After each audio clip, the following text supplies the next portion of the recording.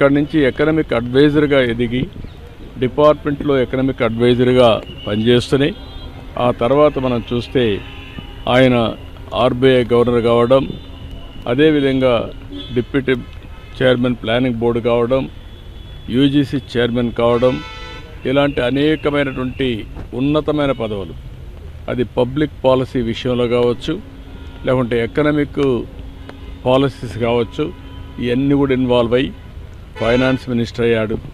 Finance minister అయినప్పుడు ఈ దేశంలో మన కొత్త ఆర్థిక పరిస్థితి అందరూ చూశారు.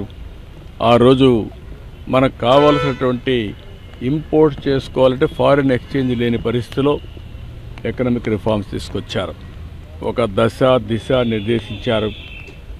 అదే కాకుండా దేశానికి దూరదృష్టితో ఎకనామిక్ రిఫార్మ్స్ తీసుకొచ్చి దానివల్ల ఈరోజు మనందరం మాట్లాడుకునే భారతదేశం గ్రేట్ నేషన్ అవుతుందంటే ఆ రోజు ఆయన తీసుకున్న రిఫార్మ్స్.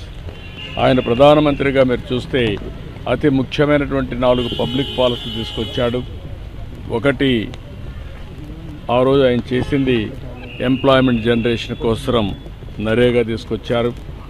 రైట్ టు ఇన్ఫర్మేషన్, ఈరోజు మనందరం కూడా ఇన్ఫర్మేషన్ ఏది కావాలో తీసుకుంటామంటే ఆ రోజు రైట్ టు ఇన్ఫర్మేషన్ తీసుకొచ్చారు.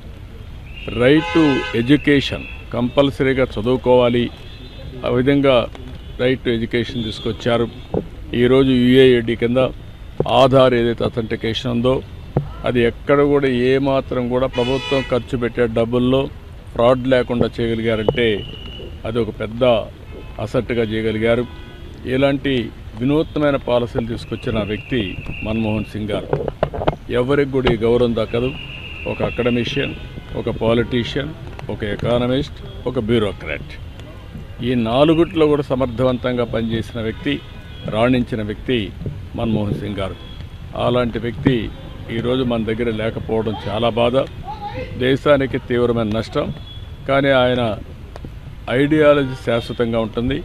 ఆయన ప్రారంభించిన రిఫార్మ్స్ శాశ్వతంగా ఉంటాయి. ఈ రిఫార్మ్స్ని ముందుకు తీసుకుపోవాల్సిన బాధ్యత ఈ దేశ ప్రజలందరిపైన ఉంటుంది. అది తీసుకుపోతామని తెలియజేసుకుంటూ అందరికీ నమస్కారం.